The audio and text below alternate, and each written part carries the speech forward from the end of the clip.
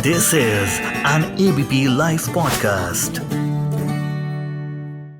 So hello and welcome to another episode of vodcast only on ABP live podcast. Una शहर में हैं हम अभी। ऊना मार्केट में हम चलते चलते ये गारमेंट की दुकान मिल गई और यहाँ पे एक हैंडसम सा भैया मिल गया हमें बात करने के लिए।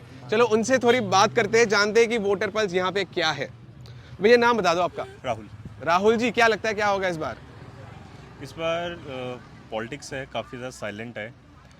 पहले होता था ना कि एक टेंडेंसी पता चल जाती थी कि वोटर्स कांग्रेस की तरफ है या बीजेपी की तरफ है, बट इस बार ये वोटर काफ़ी साइलेंट है। तो ओवरऑल हर एक का अपना एक नज़रिया होता है। मेरे हिसाब से तो यही है कि बीजेपी लीड करेगी, सीएम बीजेपी का होगा, 10-12 सीट्स जो होंगी वो कांग्रेस ले जाएगी। आम आदमी पार्टी का यहाँ खाता नहीं खुलेगा। अच्छा, पूरे हिमाचल में कहीं नहीं खुलेगा। आपने बोला कि यहाँ पे वोटर काफी साइलेंट है। मैं भी शिमला से होते हुए मंडी, कांगड़ा, सब धर्मशाला सब जगह पे घूमा हूँ कवर करने। तो यहाँ पे सही में वोटर जो जनता है यहाँ पे पॉलिटिक्स में उतना ज्यादा इंटरेस्टेड नहीं है। नहीं, इंटरेस्टेड है। प्रॉब्लम क्या है compare to other cities other states. Like यहाँ पे क्या है कि जैसे काफ़ी ईयर्स से ना कांग्रेस थी, तो एक टाइम आया जब बीजेपी ने एक अच्छा चेंज किया। बट क्या रहता है कि हर 5 साल यहाँ का ट्रेंड है कि हर 5 साल में गवर्नमेंट चेंज होता है। तो इस टाइम पे क्या है कि जो यहाँ का एक यूथ बोल लो या आप सीनियर सिटीजन्स बोल लो, वो साइलेंट इसलिए है कि क्या हो रहा है कि जब कांग्रेस चेंज होके बीजेपी आई तो उस टाइम पे जो कांग्रेस के सपोर्टर्स थे, तो जो बीजेपी वो फिर एक तरफ का नुक्ताचीनी हो जाती है कि इसने हमें वोट दिया वैसे नहीं दिया। तो अभी ट्रेंड ऐसा चल रहा है ना कि अभी वो इसलिए साइलेंट हो गए हैं, एट द एंड कंक्लूजन ही निकल, क्योंकि क्या होता है कि जैसे आप लोग भी बात कर रहे होंगे, 10 में से 9 बंदों का आप एवरेज निकाल सकते हो कि उन्होंने क्या वर्डिंग्स करी, तो आप अपना रेशियो उसी से कैलकुलेशन कर सकते हो कि किसके हक में ज़्यादा है। यहाँ पे पूरा नेक टू नेक बैटल है। ये मतलब 50% बोल रहे हैं कि कांग्रेस की, 50% बोल रहे हैं कि बीजेपी। पर आप ये चीज़ समझो ना, जब भी 50-50 के रेशियो में बीजेपी कांग्रेस वर्सेस हुआ है ना, तो वो जो एक पासा है एट द एंड में बीजेपी की तरफ ही होता है। वो एक प्लस पॉइंट रहता है हमेशा बीजेपी के लिए। तो अब देखो क्या होता है, बट जो मेरा प्रेडिक्शन है, मैं भी पूरा हिमाचल का ये कंक्लूजन बता देता हूँ मुझको जो मुझे फील होता है, क्योंकि मेरे भी काफ़ी मैं घूमा फिरा पिछले 1-1.5 महीने से। तो जिस बंदे से बात करी, जो बीजेपी का है वो साइलेंट है, जो कांग्रेस का है वो हल्ला कर रहा है, आम आदमी पार्टी वाला तो बस चले हुए हैं कि चलो 2-4 मिल जाए तो मिल जाए। तो जो कंपटीशन ऑब्वियसली टक्कर मिलनी है, पर हर एक नज़र से, क्योंकि यहाँ का एक ही मुद्दा है, ओपीएस। अच्छा, यहाँ पे सिर्फ पेंशन वाला मुद्दा है और कोई भी मुद्दा नहीं है कि आप बोलो कि बीजेपी ने कुछ नहीं किया या कांग्रेस ने बहुत किया। एक ओपीएस के ऊपर ही है यहाँ पे जो पूरा रैली हो रही है। अब आपको पता है 5-6 तारीख को अभी चुनाव, उनका कांग्रेस का भी चुनाव पत्र आना है, उसके बाद बीजेपी भी आना है। तो आप ये प्रोडिक्शन नहीं कर सकते कि 12 को या 8 को या कभी वो है उसके 2 दिन पहले क्या चीज़ आ जाए। बीजेपी क्या अनाउंस करते हैं। अब आम आदमी पार्टी में पंजाब में पुराना वाला जो पेंशन का वो अनाउंस कर दिया जस्ट हिमाचल के इलेक्शन से पहले कि वो उसको इम्पैक्ट करेगा, पर वो चीज़ इम्पैक्ट पंजाब तक ही करेगा। यहाँ पे सिर्फ एक ही है, पेंशन वाला है। तो उसमें जो अभी तक की रेशियो 50-50 भी इसलिए आ गया क्योंकि पेंशन का मुद्दा आ गया। अगर पेंशन का मुद्दा नहीं होगा ना बीच में, तो ये जो इसकी कांग्रेस का 30-70 का रेशियो आ जाता है। अच्छा, आपने पेंशन ओपीएस का जिक्र किया। मैंने भी काफी लोगों से पूछा कि ओपीएस एक बड़ा मुद्दा है हिमाचल में। जयराम ठाकुर ने भी बोला कि ओपीएस का मुद्दा हम ही सुलझाएंगे, बीजेपी ही सुलझाएगा, तो हम ही वोट दो। बट मैंने जब लोगों से बात की तब पता चला कि ओपीएस का मतलब ही आधे लोगों को पता नहीं कि ओपीएस है क्या। ऑब्वियसली। तो डू यू थिंक कि लोग ऐसे ही बस जुड़ रहे ओपीएस के लिए, हमें ओपीएस चाहिए, लेकिन at the end of the day उनको पता ही नहीं है कि ओल्ड पेंशन स्कीम है क्या? ये सेम वैसा है जब अग्निवीर की वो एक आई थी, तो सब लग पड़े कि अग्निवीर नहीं करना, हल्ला हुआ पूरे देश में अग्निवीर नहीं करना। और जब ये गवर्नमेंट ने अनाउंस करा कि हम इसकी जो रिक्रूटमेंट है स्टार्ट कर रहे हैं, तो सबसे अच्छा रिस्पॉन्स मिला। रीज़न क्या होता है कि यहाँ पे जो स्कीम्स आती हैं ना, वो नीचे डाउन ग्राउंड में पहुँचती नहीं है। अब ओपीएस का सबको पता, ओपीएस फुल फॉर्म किसी को नहीं पता। और आज की डेट में अगर ओपीएस का देखोगे तो पहले 80 ईयर्स अबव से पेंशन स्टार्ट होती थी, अब 60 ईयर्स अबव पेंशन स्टार्ट है।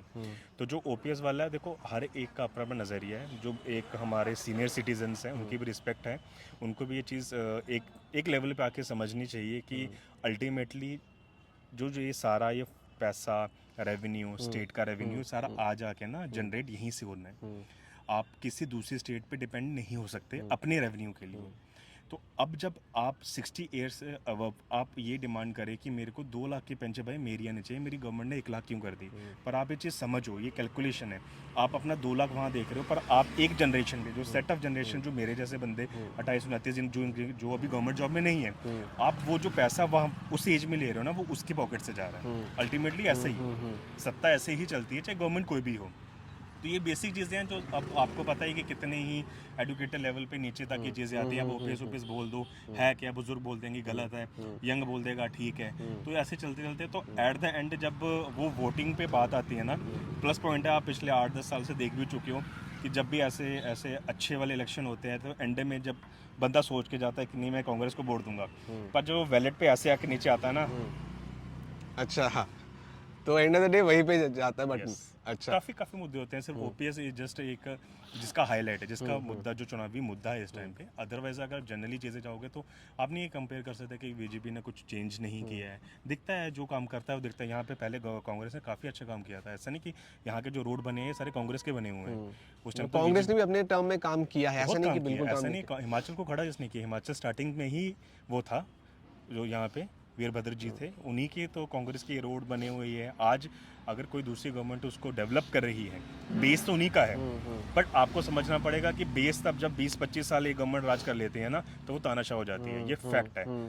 अब मैं ही या अब आप आज मेरा यहाँ पे इंटरव्यू ले रहे हैं, आप ही डेली लेते रहो 10 साल 20 साल, फिर एक टाइम पे आप बोलोगे यार क्या पूछना है इससे, पता ही है क्या बोलना है। ये तानाशाही दिमाग में आ जाती है।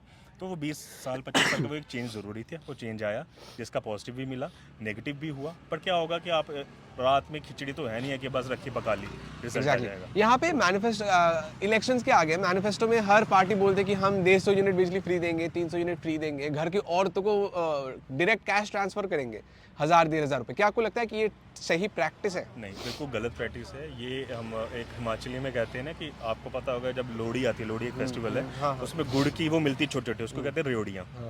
और पंजाबी में, डोगरी में, यहाँ के लैंग्वेज में रेवड़ी बोलते हैं। ये बस एक रेवड़ियाँ बट रही हैं अभी। आप देखो कि 1500 डायरेक्ट कैश में, ये आप इनडायरेक्टली जैसे किसी दूसरी स्टेट में इलेक्शन के टाइम पे किसी को विस्की दे दी, मुर्गे के साथ दे दिया, वो वैसे दे दिया, ये ऐसे दे दिया। ये गलत है, ये बिल्कुल ही गलत प्रैक्टिस। इसमें क्या है कि देखो आप 1500 के लालच में आप दे तो दोगे, आप 300 यूनिट्स जो 150 यूनिट्स आज की डेट में आपको भी तो थोड़े महीनों पहले का रिजल्ट श्रीलंका पास की नेबर कंट्रीज़ के हालात आपने देख दी, वो भी फ्री था। फ्री करते आप कहीं ना कहीं देखो रिसोर्सेज लिमिटेड हैं। ये बहुत ही डीप डिस्कशन है ये कि हम आज रात का सोच के कल को सुबह का नहीं सोचे। रिसोर्सेज लिमिटेड है सर। आप 300 यूनिट बिजली आज फ्री दे दोगे, कब तक दे दोगे? बजट कहाँ से आएगा? पानी कैसे करोगे? इसकी कैलकुलेशन करनी है ना। ये है कि आप आज के लिए एक लालच दे दिया कि उसने केजरीवाल जी ने वहाँ पे अनाउंस किया कि मैं फ्री दूंगा, ये करूँगा, ठीक है दे दो। पर आप देखो 150 करते हुए कंजप्शन कितनी बढ़ जाएगी। जो आदमी पहले स्विच ऑफ करके जाता था कमरे का, तो बोलता तो बिल ही नहीं आना, 150 है जलने दे। एग्जैक्टली, वो कंजप्शन बढ़ रही है। आप क्या कर रहे हो? आप तो अपना ये मदर अर्थ का ही जो एक है यहाँ का रिसोर्स है वही ख़त्म कर रहे हो। आप अपनी जनरेशन के लिए क्या छोड़ के जा रहे हो? मैं अगर मैं 50 साल का हूँ, मैंने अपनी ज़िंदगी जी ली, मैं 15-20 साल में पूरी जितना मैं हो सका उतना खर्च करके जा रहा हूँ। मैं अपनी आने वाले जनरेशन के लिए क्या छोड़ के जा रहा हूँ? सोचना पड़ेगा ना। आप आज नहीं सोचोगे, फिर आज आप बोलो कि मेरे दादे परदादे ने कुछ नहीं किया जी, उस टाइम पे कुछ नहीं था जी। वो अगर वो सोच लेते तो आपके पास होता। अब आपके पास वक्त है, आप सोचो आगे क्या करना है। ऊना में सबसे बड़ा मुद्दा क्या है इलेक्शन का? जनता को यहाँ पे क्या चाहिए? नहीं, ऐसा कुछ नहीं है पर्टिकुलर कि किसी को देखो काम आपके सामने ही है, रोड सारे बने हुए हैं, वैसा कुछ नहीं है। बट मेन है कि अभी इलेक्शन का टाइम आ गया यहाँ की। और ऊना ना पंजाब की सटी बेल्ट है।